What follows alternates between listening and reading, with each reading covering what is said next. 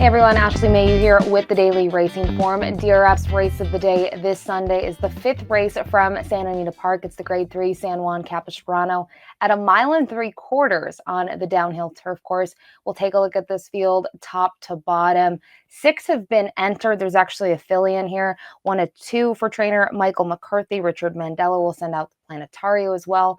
And then looking specifically at Michael McCarthy's runner, he's got the 2 on the inside, and Awfully Naughty's been a fun one to watch so far in those last couple races of his career. So we'll kick it off with Awfully Naughty. We'll actually take a look at that replay from that most recent effort, the Grade 3 San Luis Rey at 1.5 miles. Looking at the stretch run here, Opry's another horse that he'll have to face in here. Planetario as well. Rim Protector was in this spot as well. So it's been a kind of a key race to focus in on. Opry's going to tire in here as the pace setter, and you can just see Awfully Naughty post position 4, kind of just, mowing down these front runners in here. A nice late charge, though, from the 2 Planetario. And this is a horse who's been able to handle that stretch out and distance with each start. You kind of go down the page. I know he had gone 1.5 miles before, but just kind of looking at the regroup, he ended the season with 1.25 miles win at Turfway Park on their surface, then came after a couple months off back to Santa Anita, was able to win the Charlie Whittingham at 1.25 miles, and then stretched out to 1.5 miles. So kind of like that general ease back into these longer distance races.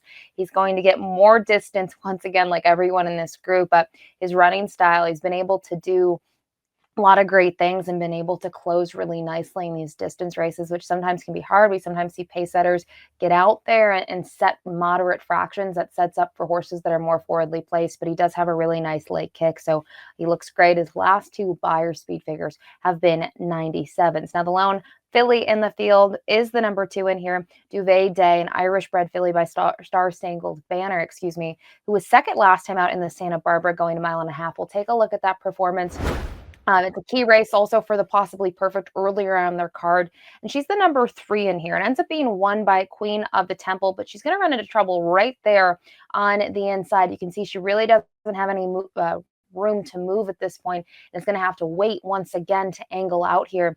And she really kicked home really nicely, in my opinion. I thought it was a good effort. Late strides were big, and she just almost gets the job done. Now she's going to certainly have to step up for a couple of reasons. She's stretching back out in distance. She's facing male rivals. And her number in that Santa Barbara wasn't really special. It was a 76 Beyer. Her previous efforts, though, she's more in that mid to upper 80s range. But, that sort of number, looking at others in here, might get her a minor share, but she's going to have to move forward. But it was nice to see her kind of pick it up late, and now she's going to stretch out once again. The number 3, Birth of Cool, is a horse that's going to tackle stakes competition for the first time. So a little bit of a different story. You have the filly tackling the boys. This one's going to just kind of test the waters here in an interesting stakes race. And we'll take a look at that most recent effort, going 1.125 miles at Santa Anita back on June 2nd. This is a starter optional claiming event. He was not entered for the tag, as Connections has picked him up a couple starts prior for $25,000. And he was dead last. Now you can see him in here. He's the number 1. He's getting into trouble here in the stretch. Really no room. Was waiting to angle out. You can see Juan Hernandez is just patiently waiting for that kind of scene to go through. And this horse picks it up very nicely in the stretch. Ends up being much the best in here to draw clear by 1.5 lengths. His best performances have been on the Santa Anita turf course. But the question is, how's he going to handle the stretch out and distance? And how is he going to handle these saltier rivals? His numbers, too, just like the filly, would really have to improve against this group. The number 4, Opry's where we'll go next. This one is the horse that we saw was the pace setter in the Grade 3 San Luis Rey when we showed that replay. And he's wore blinkers for a lot of his starts as you go down the page. He's actually going to race without blinkers on Sunday. And maybe the thought process is looking at his last 2 efforts at 1.25 miles and 1.5 miles.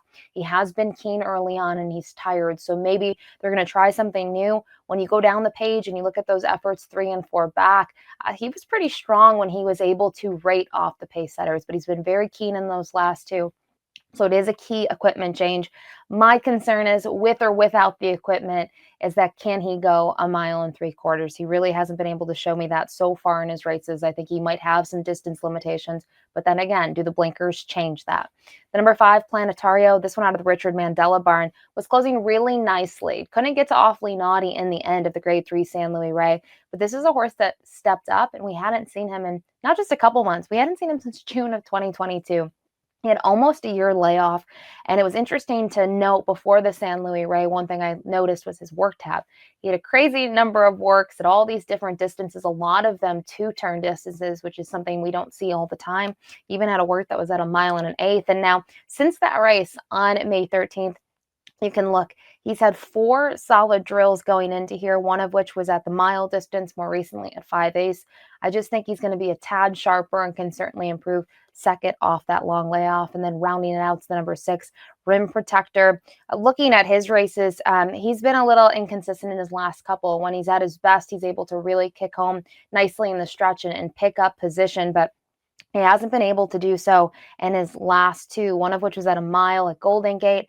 I thought looking at that race and the trip that he got, he would have been able to handle that stretch out to a mile and a half. And he just, I thought, was pretty even in the race. Now, I will say he did have a little bit of trouble, but he's yet to show that he can kind of hang with these bigger, tougher horses in a field like that. So that is the field for Sunday's race of the day, the Grade 3 San Juan Capistrano. Don't forget, if you want to check out free past performances for the race of the day, don't forget to click or scan the QR code on the mobile app to get those. Always a great resource.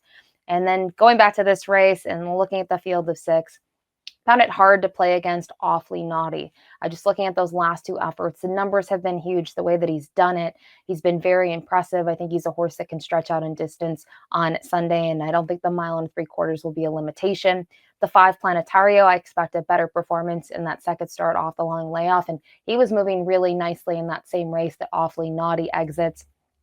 Then my third pick in here, the 2 Duvet Day. I know she's the filly in this race. I just think it's an interesting spot for Michael McCarthy to put her in. And I think when we're talking about horses picking up position, I liked that last time out in the Santa Barbara, she was a little closer to the pace than she had shown in the past. And the way that she strided home was very strong, but she's really going to need to take a step forward to be a player in this race because her numbers are a little weaker than the boys, and she's going to have to stretch out. But I do have some curiosity on the stretch out and distance. And then finally, the 4 Opry.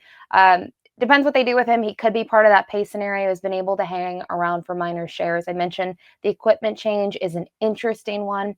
Just can he get a mile and 3/4? I don't think he can in terms of the win spot. I could be wrong, so I do use him underneath in here. But for me, Awfully Naughty ends up being my top pick in Sunday's race of the day. Best of luck.